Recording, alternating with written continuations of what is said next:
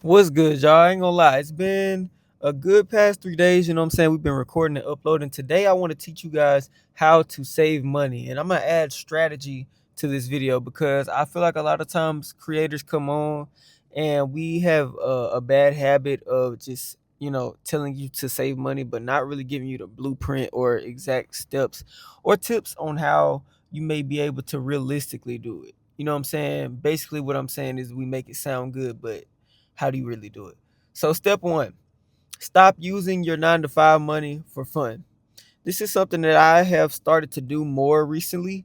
And after work, I will usually go do a Walmart Spark order. And now, if you don't know what that is, I can do a separate video on side hustles. But it's basically just a gig work job where go on an app and I literally just sit there and wait for Walmart to send me an order to go deliver someone's groceries.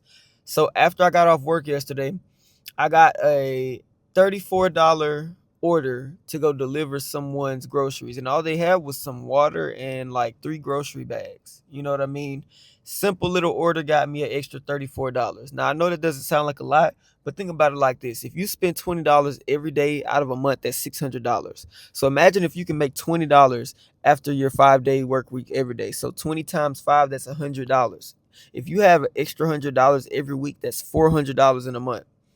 That's money that you don't have to take out of your paycheck that you can literally use for fun, to buy you some fast food when you want some, you know what I mean? And to stop you from, overspending in your budget. Um, because I know a lot of the times what makes us not stick to our budget is the fact that we be hungry, right? And we want some of that fast food. You passing by Chick-fil-A, you passing by Wingstop, you passing by Burger King, Wendy's, you name it, they got it, bro. You passing by all these food places with your stomach rumbling, and you like, man, I ain't got no food at the house. You don't want to eat them noodles. So what you do, you go spend the money on the food, right? And ain't nothing wrong with buying you some fast food. You work hard for it, right? So treat yourself. But all I'm saying is it really don't gotta come out of that. So that's gonna lead me to um my next point, which is really use your funds from work for a specific purpose. So let's just say, for example, you get paid $1,200. You can take 800 of those bucks if you don't have to pay rent. I'm talking about whatever week you don't have to pay rent, car notes, stuff like that. Whatever week you don't have to pay those things, um, this is what you do. Take about 60 to 70% and put towards the debt that you owe. So put extra money on your car note. Pay an extra 500 a month on your car note.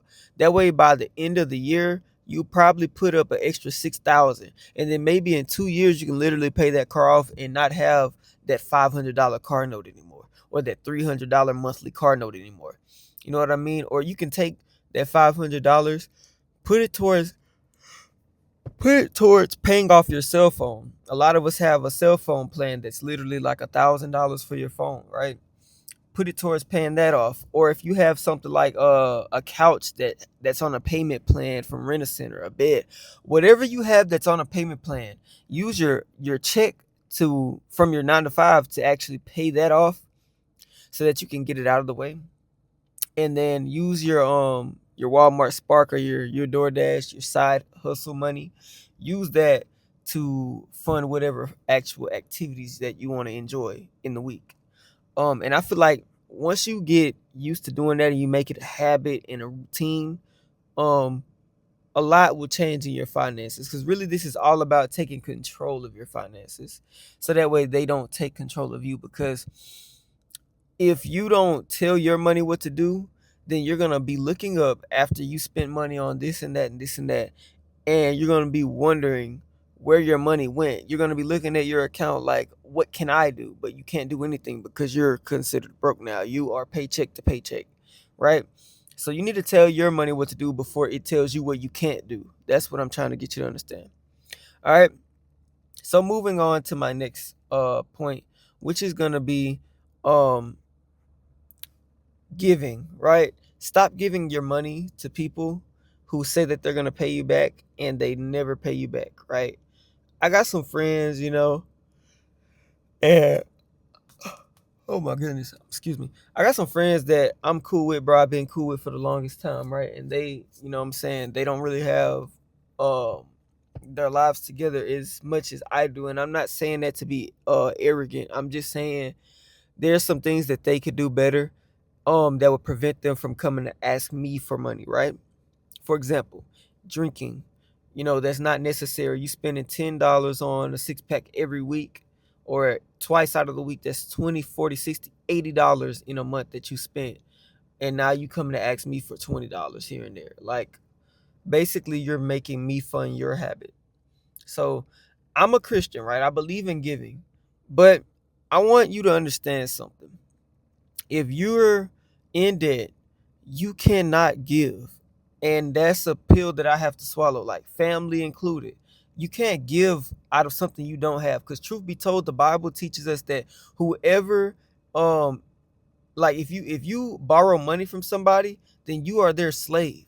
So if you're in debt, how can you help somebody else when you're already drowning? Like, you don't have the room, financially speaking, to help someone else. That's like you trying to help somebody else get out of a pool and you don't know how to swim, or you're already drowning but you're trying to help somebody else get to the surface.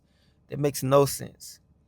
So stop lending what you don't have, because if you had it, you wouldn't be in debt. So get out of debt first, then we can talk about lending money to other people who need it, right? Um so that moves me on to my next and final point, which is upgrade your finances. Look, I used to work at a warehouse, and I was always thinking of ways during my 12-hour shifts that I can make more money. Even right now as a truck driver, I'm thinking of ways that I can make more money and make my life better. For example, doing this YouTube, or doing side hustles like DoorDash and Walmart Spark. Literally, I'm brainstorming ways that I can make money, or going back to school for something else besides trucking maybe. That's what I need you to do while you're at work. I need you to literally brainstorm ways that you can make more money and then make it a reality. Before I became a truck driver, like I said, I was in a warehouse and I was slaving every day in the heat, in the rain, in the cold. It didn't matter. I was literally, when I say slaving, bro, my back and neck hurt every day. It literally felt like I was 30 years old and I was only like 19, 20, because that's how much work they put on me at that job. And I promised myself I would never go back to a job like that if possible. But while I was there, I was thinking about, what's the quickest way I can make some better money and make my life easier. And then I stumbled upon getting my CDL, right? I had a friend who got a CDL. My mom told me I should get my CDL. So I did some research, found out it only takes a month to get your CDL. And I had like 4 bands saved up at the time from working that warehouse job, and I didn't have any rent. I didn't have anything but car note and insurance and a phone bill at the time. So it's like, what I'm saying? I took my opportunity. Since it only took me a month, I took a risk. Even though I didn't know how to drive a truck, I went to apply for school and I passed. You know what I'm saying? I took it serious. I gained a new skill, which is driving a truck. And I made myself more valuable. Now I'm making $100,000 a year, when at the time I was barely making $50,000 a year, and I was doing way more labor. So what I'm telling you is brainstorm. Use your brain to figure out what you can do to make more money. There was even a point in time where I started learning piano, because I know a lot of churches pay their piano players, and it's like, I actually love music as well. So I try to turn my passion into something that can make me just a little bit of extra money. You know what I'm saying? Even if it's $100 a week playing for a church or something like that. Anything, it could be taking pictures, doing photography. It could be going on Fiverr and making like YouTube thumbnails, or editing YouTube videos for people who don't have editors. Literally, you can make money online in many different ways. You know what I'm saying? Post the YouTube videos. It don't even got to be online. But all I'm telling you is, when it comes to upgrading your income, I need you to actually take the time out of the day to brainstorm these things, right? Think on these things. Don't just sit there and doom scroll on your phone all day long on TikTok, texting people, FaceTiming females, going party, playing video games too much. You know what I'm saying? Use your time more wisely. So I really ain't got too much else to say. Without further ado, I hope I was of some value of you guys today. Check out my last video, which is all about habits, building good habits, if you don't have anything else to do. Without further ado, like I said, I am gone.